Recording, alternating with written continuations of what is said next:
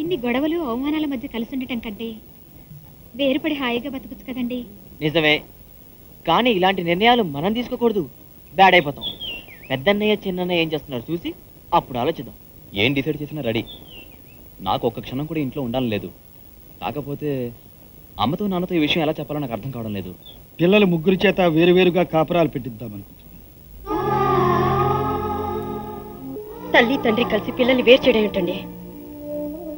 పక్షులు రెక్కలొచ్చే వరకు తమ బిడ్డల్ని పెంచుతాయి, ఆ తర్వాత కూడా వాటిని తమ గూట్లోనే దాచుకుంటున్నాయి. చేప పిల్లల్ని పెట్టి దగ్గరుండి ఈత నేర్పుతోందా? సృష్టిలో ఏ జీవి తన సంతానాన్ని పుట్టినప్పటి నుంచి చచ్చేంత వరకు తనతోనే ఉండాలని కోరుకోనప్పుడు ఒక్క మనిషి మాత్రమే ఎందుకు కోరుకోవాలి? సృష్టి ధర్మానికి విరుద్ధంగా ఎందుకు నడవాలి? వాళ్ళని స్వేచ్ఛగా విడివిడిగా బ్రతకనిద్దాం. మొన్న మొదలయ్యారు గారు ముందు మీకు అవమానం జరిగిందనేగా ఈ నిర్ణయానికి వచ్చారు. నిన్న మొన్న అని కాదు సావిత్రి, పెళ్ళయ్యే వరకే వాళ్ళు మన పిల్లలు. మనం చెప్పింది మాట, పెట్టింది తిండి. పెళ్ళాలొచ్చి పిల్లలు పుట్టిన తర్వాత ఎలా? ఆ పిల్లలకు కూడా కొన్ని కోరికలు ఉంటాయిగా. ఆ పిల్లల కోరికలు కూడా ఈ తల్లిదండ్రులు తీర్చాలిగా. అలా తీర్చలేకపోయినప్పుడే వాళ్ళు ఒకరి మీద ఒకరు విడుచుకుపడుతున్నారు. కుటుంబం అన్నాక సమస్యలు లేకుండా ఎలా ఉంటుందండి? పొరపాటు. ఇవన్నీ కుటుంబంలో వస్తున్న సమస్యలు కావు, ఉమ్మడి కుటుంబంలో వస్తున్న సమస్యలు. ఒక కూర చేస్తే ఇంటిల పాది ఆ కూరే తినాలని, టీవీలో ఒకరికి నచ్చిన ప్రోగ్రాం వస్తే ఆ ప్రోగ్రామే అందరూ చూడాలని, ఇష్టం ఉన్నా లేకపోయినా ఒక్కరి ఇష్ట ప్రకారమే అందరూ నడవాలనుకునేది పాత పద్ధతి. ఇప్పుడు ఆ పద్ధతి సరిపడదు. చూడు సావిత్రి, నిన్న మొన్న జరిగిన లాంటివి ప్రతిరోజు జరగడం మొదలు పెడితే మనకు తెలియకుండానే ఎవరిదారు వాళ్ళు చూసుకుంటారు. అలాంటి స్థితి రాకమునిపే పెద్దవాళ్ళంగా మనమే ఒక మంచి నిర్ణయం తీసుకుని వాళ్ళకు కావలసినవి ఇచ్చి మర్యాదగా పంపించడం మంచిది. లేదండి, నేను ఒప్పుకోను. నా కంటలో ప్రాణం ఉండగా వాళ్ళని బయటికి పంపను. నిజంగా మీరంటున్నట్టు వాళ్ళు ఇబ్బంది పడుతుంటే వాళ్ళ ఇబ్బందులన్నింటినీ అమ్మగా 2 చేతులతో కాదండి, అమ్మోరుగా 60 చేతులతో వాళ్ళకి కావాల్సినవన్నీ చేసి పెట్టి సంతృప్తి పరుస్తాను.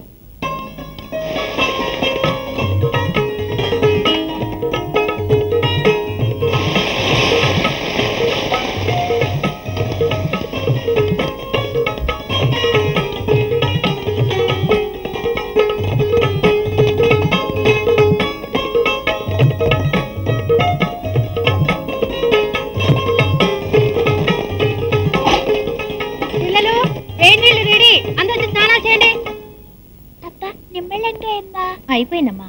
ఒరే బాబులు, నీ పెసరట్టు ఉప్మా జాయింట్ గా రెడీరా. అమ్మా పెసరట్టు ఉప్మా. పెసరట్లేదు, ఉప్మా లేదు, వెళ్ళు. శ్రీదేవి, నీకు తమ్ముడికి పూరి కూర రెడీమా, త్వరగా వచ్చి తీసుకోండి. ఒరే హరి, నీ బ్రెడ్ ఆమ్లెట్ రెడీరా.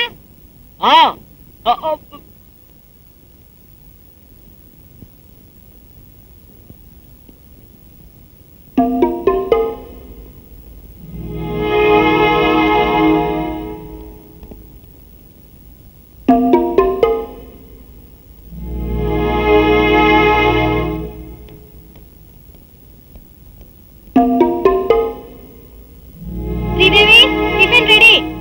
గౌతమి, పిల్లల టిఫిన్ రెడీ మా. ఏనండి వీళ్ళంతా వెళ్ళిపోయారు. అదేమిటండి టిఫిన్ చేయకుండా వెళ్ళిపోయారు? టిఫిన్ డబ్బాలతోనే వెళ్ళిపోయారు. అయ్యో, పెద్దాడు పిల్లలకి ఇష్టం అని పూరి కూర చేశాను, చిన్నాడు పిల్లలకి ఇష్టం అని పెసరట్టు ఉప్మా చేశాను, హరికి ఇష్టం అని బ్రెడ్ ఆమ్లెట్ చేశాను. ఇవన్నీ వాళ్ళకి ఆ రోజునే ఇష్టం. ఇవాళ వాళ్ళకి ఇష్టం మరో దాని మీద ఉండొచ్చు. ఈ రోజు వాళ్ళకి ఏమి ఇష్టం నాకేం తెలుసు? వాళ్ళు చెప్తే కదా. వాళ్ళకి కావాల్సింది వాళ్ళు చెప్పరు, మనకు తెలియదు. అందుకే వాళ్ళకి కావాల్సింది వాళ్లే ఏర్పాటు చేసుకునే అవకాశం మనం ఇవ్వాలి. అంటే ఎలాగైనా సరే వాళ్ళ ఇంట్లో చూడదీసి పంపించేయాలంటారు. మీ దోరు నాకు అర్థం అవుతుందండి. ఇంట్లో ఏం జరిగినా మీరు తిప్పి తిప్పి అక్కడికే తీసుకొస్తున్నారు. నేను బ్రతికుండగా వాళ్ళ ఇంట్లో నుంచి పంపించడం జరగదండి.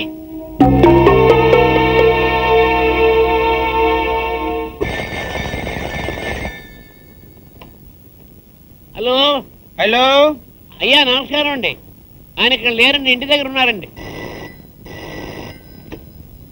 హలో, నాందా మొదలయ్యారు మాట్లాడుతూ ఉండే. నమస్కారం అండి. శ్రీనివాసరావు ఉండాడా? ఉండండి. ఏమండి, మొదలయ్యారు గారు లైన్లో ఉన్నారు. లేనని చెప్పు. మొదలయ్యారు గారండి. లేనని చెప్పు.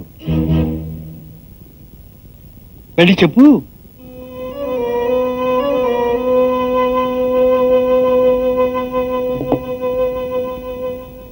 హలో, ఆయన లేరండి. లేరా? నిజమా? ఏమిటండి మొదలయ్యారు గారు ఫోన్ చేస్తే ఇంట్లో ఉండి లేరనిపిస్తున్నారు?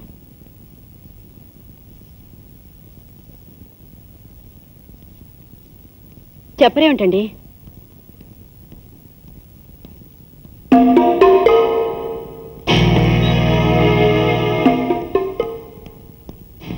సావిత్రి, మొదలయ్య గారు వస్తున్నారు, లేరని చెప్పి పంపించేసి. ఏమండి ఆయన ఇంటికి వస్తే ఇంట్లో మీరుండగా? ఇందాక లేరని చెప్పావు, ఇప్పుడు ఉన్నారని చెప్తే నువ్వు అబద్ధం చెప్పినట్టు కదా. శ్రీనివాసరావే, శ్రీనివాసరావే. నమస్కారం అండి. ఏమ్మా శ్రీనివాసరావు ఎంగే? లేరండి. నిజమా? అవునండి. ఏమమ్మా ఇది నిండా అన్యాయంగా ఉండదే. శ్రీనివాసరావు కోసం హోటల్లో 7 దినాలుగా కుక్క మాదిరి కాపులా ఉండానే. గంటకి టపా టపా టపా టపా ఫోను కొడతా ఉన్నా ఒక్క ఫోను కూడా నిండా జవాబు ఎవరంటాడే. చూడమ్మా, ఈ దినందా నేను కోయంబత్తూరు పోవాలా. శ్రీనివాసరావు ఏడున్నా సరే భిన్నా వచ్చి కలవమని చెప్పు, లేదా ఫోన్లో మాట్లాడమని చెప్పు. ఇల్లైనా మంచిగా ఉండదు. ఇంటివే వస్తున్నా.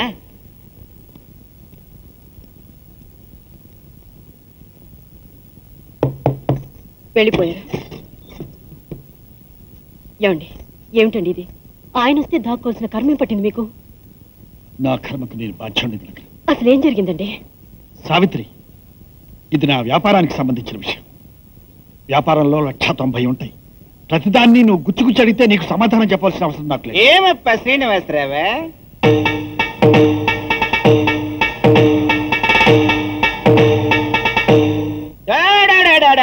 ఎన్నప్ప శ్రీనివాసరావే?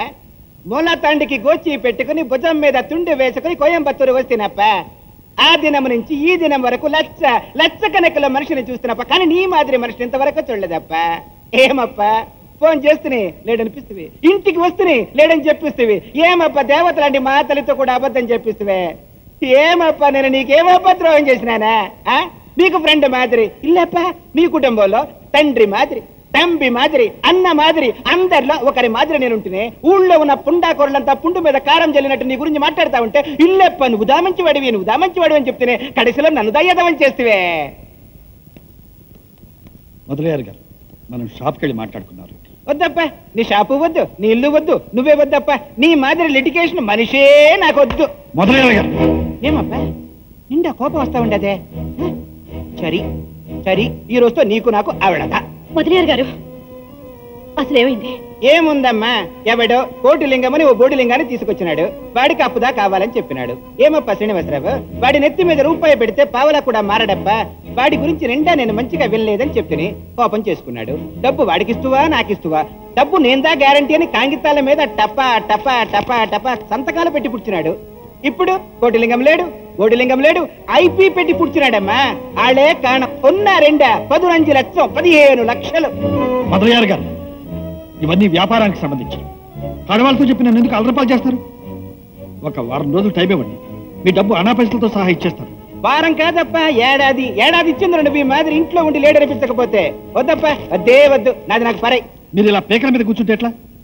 సరే, మీకు కావాలంటే నా ఇల్లు దుకాణం రాసిస్తాను, వారం రోజుల్లో రిజిస్ట్రేషన్ కూడా చేస్తాను, తీసుకెళ్ళండి. వద్దే వద్దు, 1 గంట కూడా ఇవ్వను. ఇల్లే ఇస్తావో షాపే ఇస్తావో ఏదైనా సరే ఇప్పటికిప్పుడు మన ఇద్దరి మధ్య అకౌంట్ సెటిల్ అయిపోవాలా. గృహా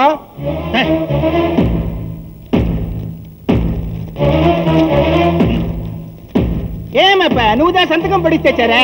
మీ పిల్లకాయలు పెట్టద్దా? ఇల్లేనా రేపు వాళ్ళ పిల్లకాయలు నా మెడ మీద కూర్చుంటే నేనేం చేస్తున్నానండి? అందరూ పెడతారు.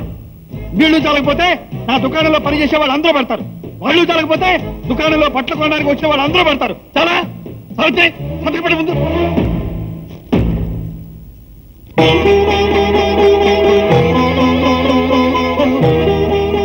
మరి వీళ్ళు పెడతారండి. వాళ్ళు నా బిడ్డలు. తండ్రి పెరుగు కంటే వాళ్ళకి ఈ ప్రపంచంలో ఏది ఎక్కువ కాదు. ఇంతకు ముందు చూశారుగా. పెద్దరా ఏమండి, ఇలా రండి. మీరు కూడా ఇలా రండి.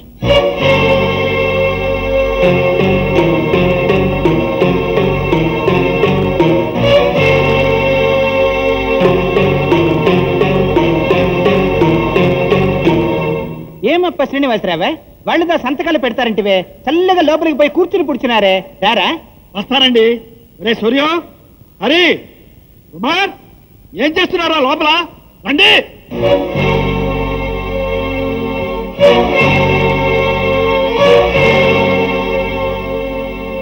మావయ్య గారు, మీ అబ్బాయి మీతో చెప్పడానికి వెనకాడుతున్నారు.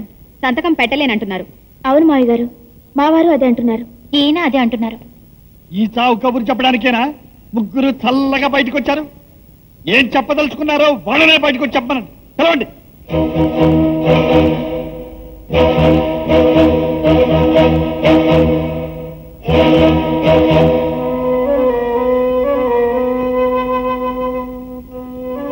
యారా, మీ పెళ్ళాల గాజులు మీరు తొడుక్కుని మీ మీసాలు వాళ్ళకి తగిలించి వాళ్ళని చెప్పమని బయటికి పంపించారా? చెప్పండి. ఇందులో గాజులు తోడుకోవడమే ఉంది. మీరు పెట్టమన్నట్లు సంతకాలు పెడితే రేపు మేము మా పిల్లలు ఏ చెట్టుకుందో బ్రతకాలి. వాడి మీద అరుస్తావు? వాడు చెప్పిన దాంట్లో తప్పే ఉంది. ఏమిట్రా మాటకు మాట ఎదురు చెప్తున్నావు? మీ నాన్నగారి మీద తిరగ పడతావా? ఇంకొక మాట మాట్లాడావంటే పళ్ళు రాళ్ళ కొడతాను. ఎందుకు రాలుతాయండి పళ్ళు? వాళ్ళు ఏం తప్పు చేశారని?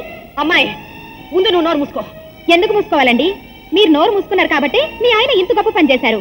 మేము నోళ్లు మూసుకుంటే మా మొగులు కూడా ఇంత గొప్ప పనులు చేస్తారు. ముందు నువ్వు నోరు మూస్తావా లేదా? ఎందుకమ్మా? ఎందుకు నోరు మూయాలి? మేమేం పిల్లలం కాదు, మాకు పిల్లలు ఉన్నారు. పిల్లలు కాదురా మీకున్నది, నీ వెనక పెళ్ళాలు ఉన్నారు.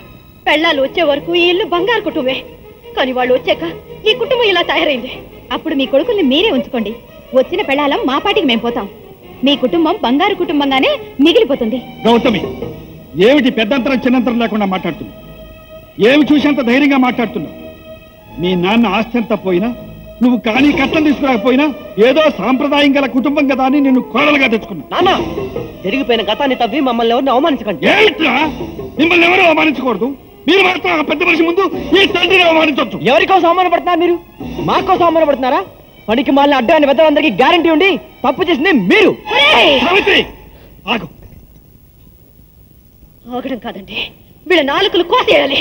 అమ్మా, మీకు ఇష్టం లేకపోతే ఇంటి బయట పొమ్మని చెప్పండి. అంతేగాని పెద్దవాళ్ళు కదా రెచ్చిపోయి మాట్లాడద్దు. రెచ్చిపోవడం కాదురా, మీలాంటి వెధవల్ని కన్నందుకు ఉరి పోసుకొని చావాలి. కానీ ఒకటి మాత్రం గుర్తుంచుకోండి, ఈ ఆస్తి మీ తాత ముత్తాతలు మీ నాన్నకి ఇచ్చిపోలేదు. మీ నాన్న రాత్రికి పగలికి తేడా తెలియకుండా సైకిల్ మీద బట్టలు ముట్లు కట్టుకుని ఊరూరా తిరిగి కష్టపడి సంపాదించిన ఆస్తిరా ఇది. వెళ్ళిపోవడానికి సిద్ధపడ్డాక ఇంకొక క్షణం కూడా ఇంట్లో ఉండడానికి వీల్లేదు. పోండి, పోండిరా.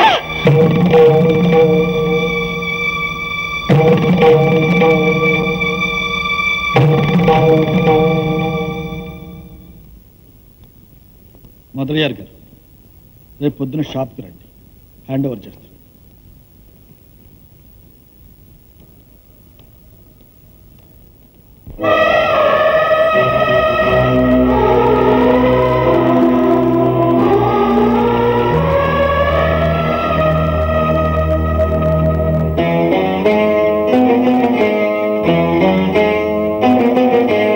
విధిరాతే విపరీతం ఎదకోసే విషగీతం